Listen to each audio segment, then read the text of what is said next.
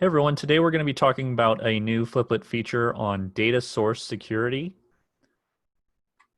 And your speakers today are myself, Brett Johnson. I do customer success for Fliplet in North America, and my counterpart Joe does customer success for our clients in the UK and EU. So the agenda, we're going to have, we've had our brief introduction. We're going to talk about what data source security is, why it's important, how you start using it, and a live demo with some common examples of how you may want to configure it. So what is data source security? Basically, broadly, data source security are rules for what users can do with data in your apps. On each data source, you can control who has access to read, write, update, or delete different pieces of data. And that's all controlled by these security rules. It's important to note that Fliplet components won't have access to the data unless you allow it, and we'll show some examples of that. But it also does not affect Fliplet Studio in any way. So if you're a Studio user, you will still be able to see all of the data in the app data manager.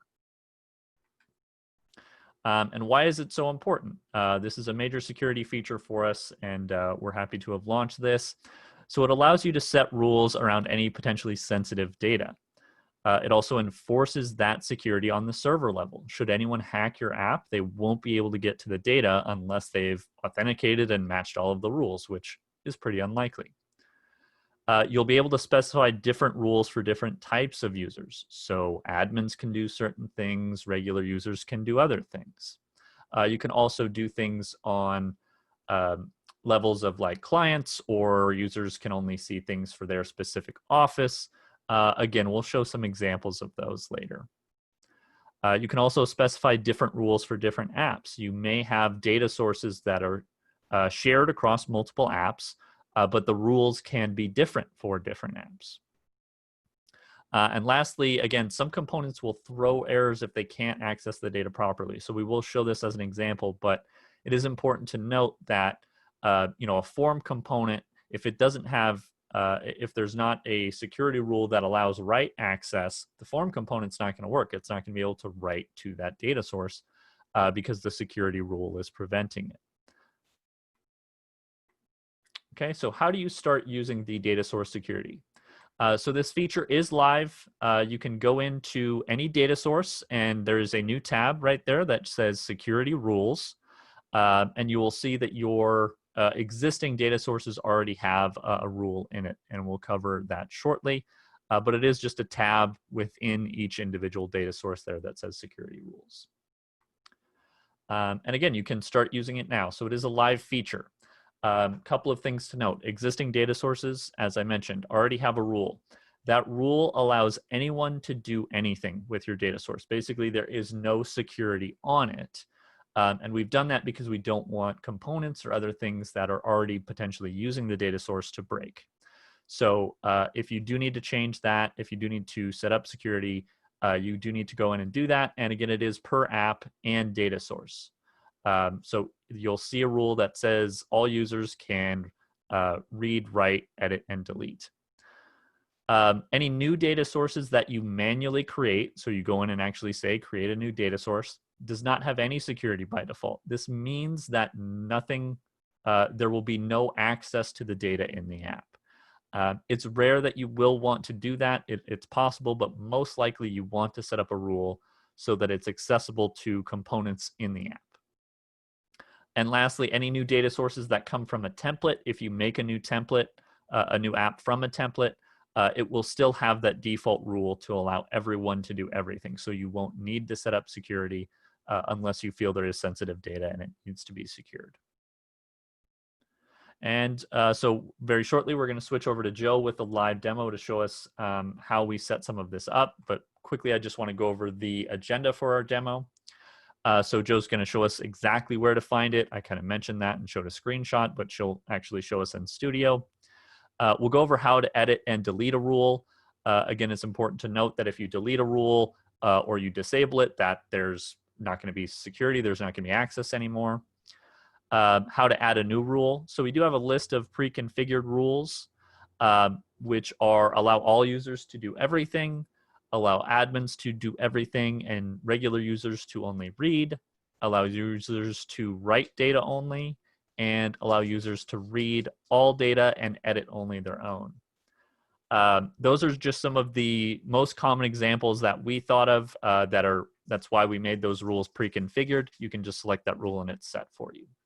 But then we also want to go over how to create a new rule, an actual custom rule. And the example we're going to show is that all logged in users can read only their own data.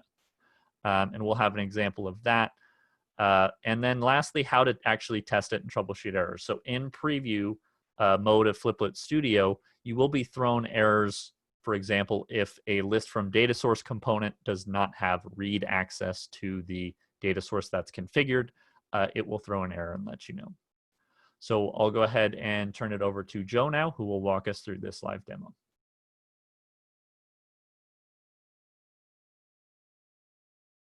Great, thanks for that, Brett.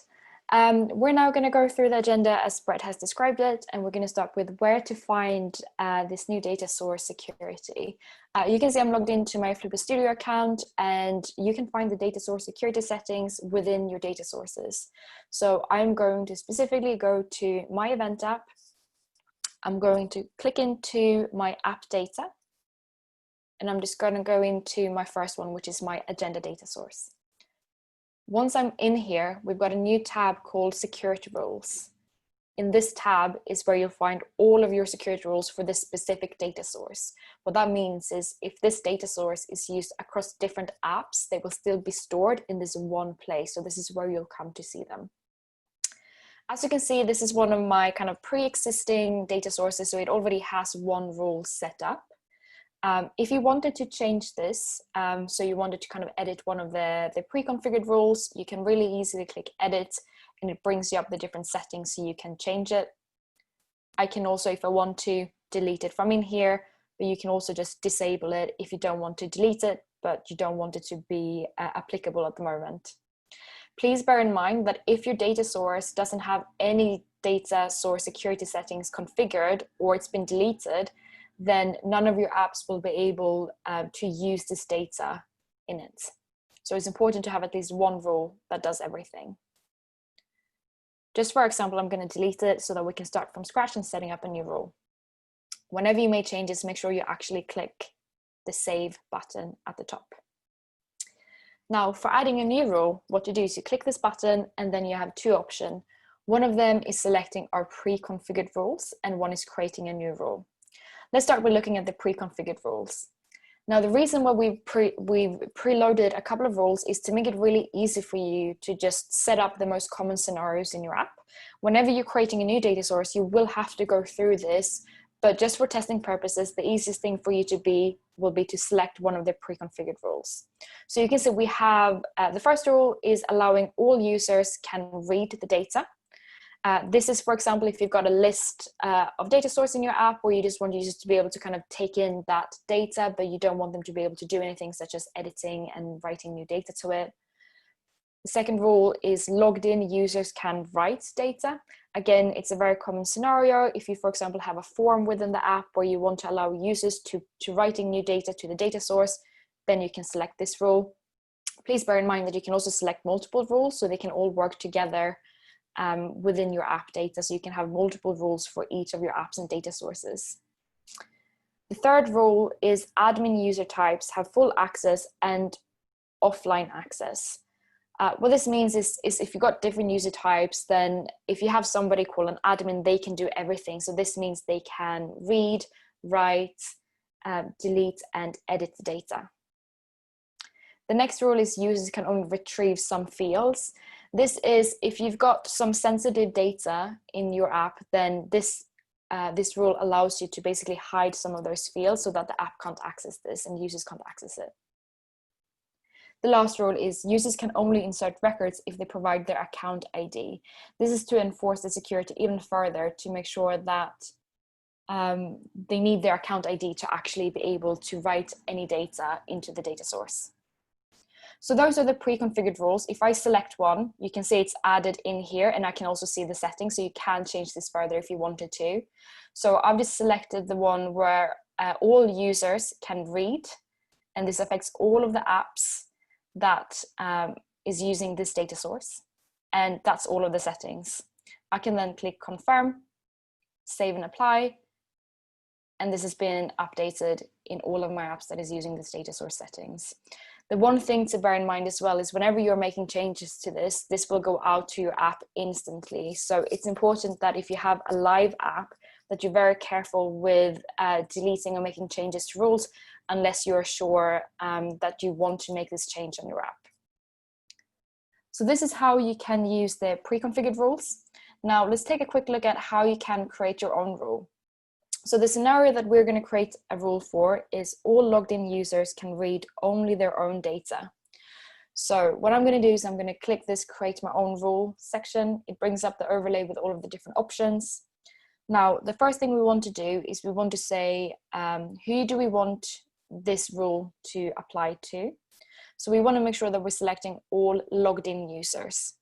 You can select all users, and you can also select specific users. If I select specific users, then you have to tell the app how they know which users this applies to.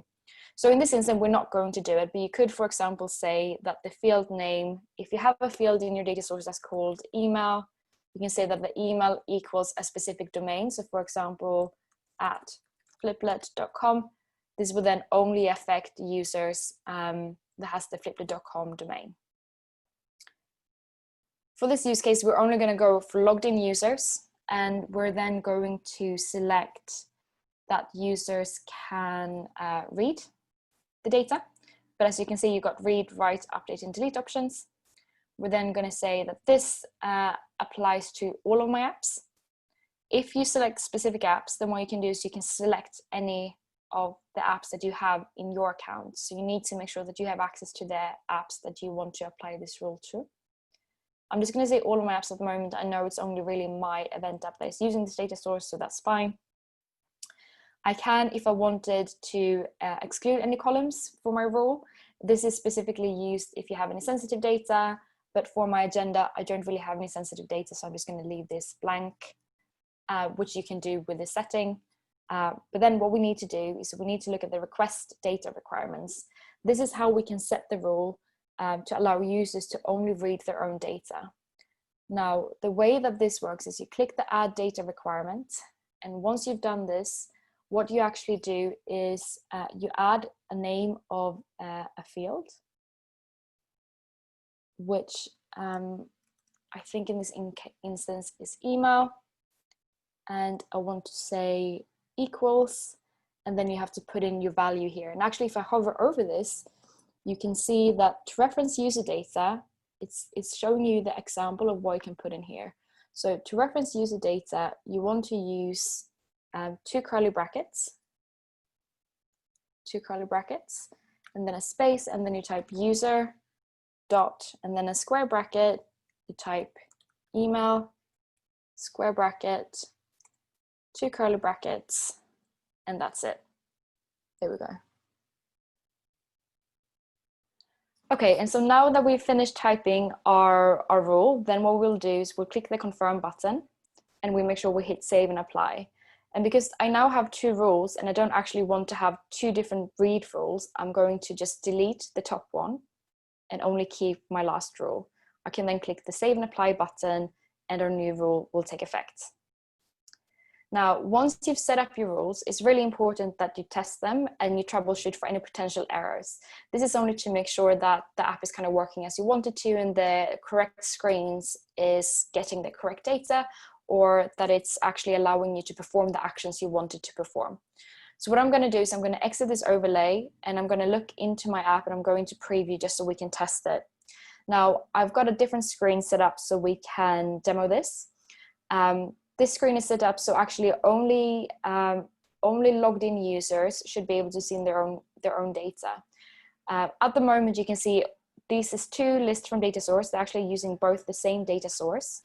At the moment, I can see all of the data, and I can open this and view it just like a normal list from data source. The one thing to notice is whenever you do need to test your data source security, you actually need to click on this button called Enable Security. what this does is it's assuming that you actually wanted to test the security, whereas if I disable this again, everything's going to appear again, because this assumes that I'm just kind of previewing it as if I've just made a configuration change and I just want to make sure it's showing up. So make sure to enable the security whenever you actually want to test your security settings. So at the moment, this is throwing me an error, and you can see it's just going pretty quickly. So I'm just going to do this again so we can see it. When I enable this, you can see the error coming up at the bottom, and you can see that the security rules are for this specific data source, and we can also click on the link to view the security rules and then edit them again. That's how you can troubleshoot them and make sure it's all working for you. The one thing to note as well is that when you're viewing your app in the Flipit viewer, the security rules will always be applied because you're viewing it as you would on your native device when the app is live. And that's everything today for the live demo. I'm hoping that was useful for you. Just going to quickly switch back to our presentation, and just want to say thank you all for watching today. If you need any additional information or you need any support, feel free to contact us. You can email us at support@flipit.com or go on the live chat in the Flipit studio as always.